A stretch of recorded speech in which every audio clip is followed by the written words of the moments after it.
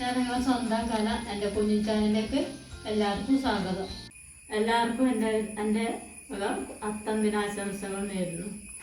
Onam special വീഡിയോസിൻ്റെ ആദ്യത്തെ video നിന്ന് ചെയ്യാൻ പോകുന്നത് കുമ്പളങ്ങ പച്ചടിയാണ്. നമ്മളെ സദ്യക്ക് ഒഴിച്ചുവിടാൻ പറ്റാത്ത ഒരു ഐറ്റമാണ് കുമ്പളങ്ങ പച്ചടി. അതാണ് ഇന്ന് ചെയ്യാൻ പോകുന്നത് നമുക്ക്. അപ്പോൾ നമ്മളെ വീഡിയോ കാണുമ്പോൾ എല്ലാവരും കുറേ ആൾക്കാർ സബ്സ്ക്രൈബ് ചെയ്യാണ്ട കാണാൻ പോകുന്നു. അപ്പോൾ എല്ലാവരും സബ്സ്ക്രൈബ് ചെയ്ത് സപ്പോർട്ട് ചെയ്യാൻ മറക്കല്ലേ. അപ്പോൾ നമുക്ക് വീഡിയോയിലേക്ക് കിടക്കാൻ നേരം വൈകാണ്ട്.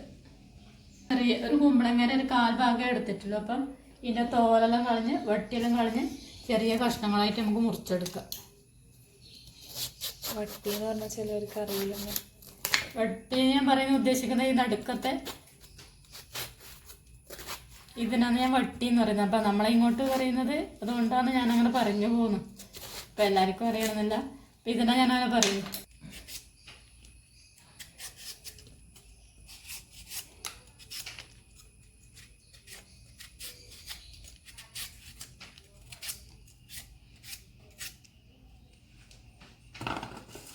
കുമ്പളങ്ങനെ തോലും വട്ടിയെല്ലാം കളഞ്ഞെടുത്ത് നമുക്കിനി ചെറിയ കഷ്ണങ്ങളായിട്ട് മുറിച്ചെടുക്കാം.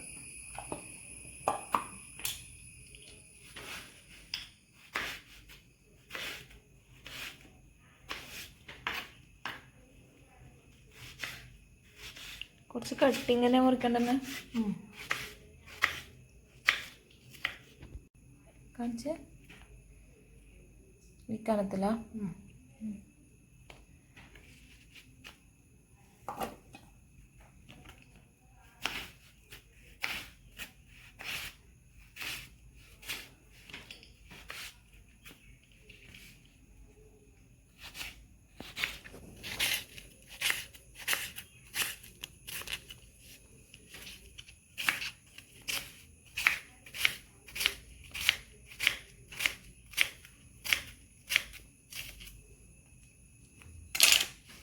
നമുക്ക് നന്നായി കഴുകി എടുക്കാൻ.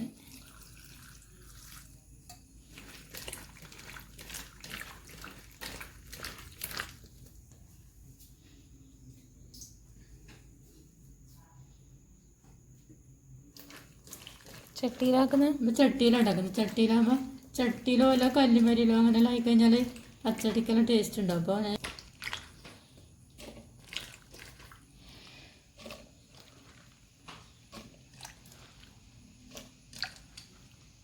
കുറച്ച് വെള്ളം ഒഴിച്ച് നമുക്ക് അടുപ്പത്ത് വേവിക്കാൻ നോക്കാം.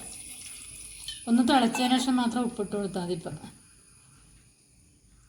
ഇപ്പം വെള്ളം മാത്രം ഒഴിച്ചിട്ട് വേവിക്കാൻ വെക്കാം. വെള്ളം ഒഴിച്ചിട്ട് വേവിക്കാം. ഒന്ന് തിളച്ചിട്ട് നമുക്ക് ഉപ്പിട്ട് കൊടുക്കാം. ഓക്കെ. കുമ്പളങ്ങ വേവുന്ന സമയത്ത് നമുക്ക് തേങ്ങ അരച്ച് വെക്കാം. അപ്പോൾ ആ സമയം വെറുതെ ഇരിക്കാമല്ലോ. അപ്പോൾ ആ പണിയും കൂടി തീർത്തേക്കാം. ചെറിയൊരു കുറി തേങ്ങ ഞാൻ അരക്കുന്നതിന് വേണ്ടിയിട്ട് ഇപ്പോൾ ഒരു 4 പച്ചമുളകും കുറച്ച് കടു മോരിൽ അരച്ചെടുക്കണം. മോരോ തൈരോ എല്ലാം ഇറങ്ങണം. പച്ചമുളകും കൂട്ടി അരക്കാൻ പാടില്ല.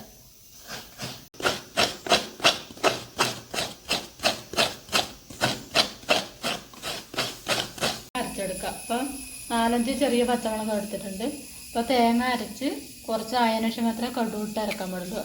കടു ആദ്യമേ നല്ലോണം അരച്ച് കഴിഞ്ഞാൽ ചെറിയൊരു കയ്പ്പ് വരാൻ സാധ്യതയുണ്ട്. അപ്പോൾ നമ്മൾ ആദ്യമേ അങ്ങനെ അരക്കണ്ട.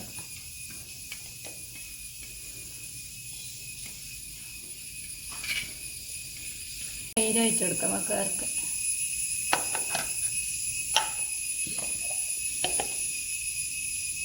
ഇത്ര അരിഞ്ഞതിന് ശേഷം പിന്നെ ഇതിൻ്റെ അകത്ത് കടു ഇട്ട് കൊടുക്കാം.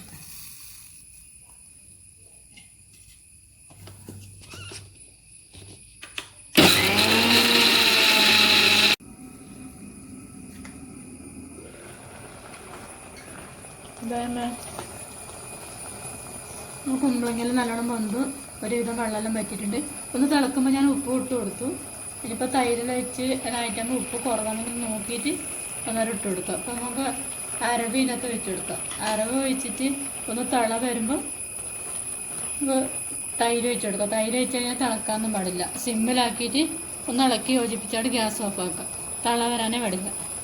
അപ്പോൾ അരവ് ഇതിനകത്ത് ഇട്ട് കൊടുക്കാം.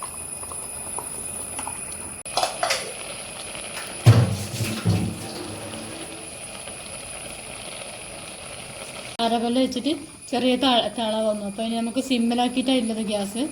അപ്പോൾ അതിന് തൈര് ഒഴിച്ചെടുക്കാം. തൈര് ഒഴിച്ചെടുത്തിട്ട് നല്ലോണം മിക്സ് ആക്കിയ ഉടനെ ഗ്യാസ് ഓഫാക്കണം.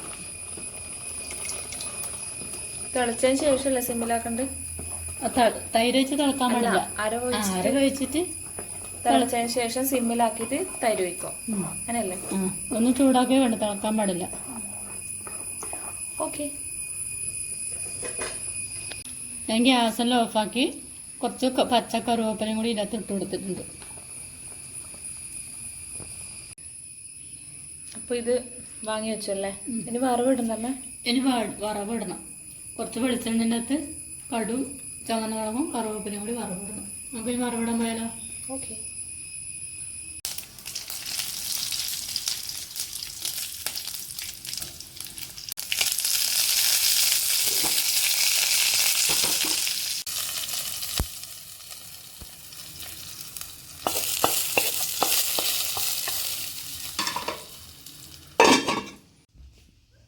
നമ്മളെ കുമ്പളങ്ങ പച്ചടിയെല്ലാം നല്ല അടിപൊളി ടേസ്റ്റ് ആയി വന്നിട്ടുണ്ട്.